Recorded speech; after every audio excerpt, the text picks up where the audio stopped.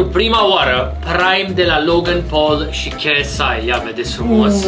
Pentru prima oară arată așa. Hai să desfacem de urgență. Avem aici păhărelul. Bun, hai să vedem aici. Deci turnăm așa. Ce cadrise. E ca o limonadă. Punem foarte puțin.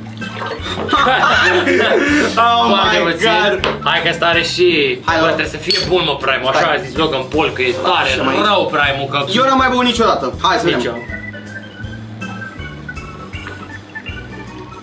Păi bun. Foarte dulce. Foarte dulce. E bun. Foarte dulce. Da, e bun. E extrem de dulce, nu e deloc acru, așa ca un live. Băi, sincer, părerea mea oficială este că este o aromă bună, nu e ceva să te dea pe spate, merge bine când e rece, e puțin rece că l-am băgat la Creeper. Bă, mi se pare extrem de multă cafeină, nu știu, cel puțin. Da, e 200 pe...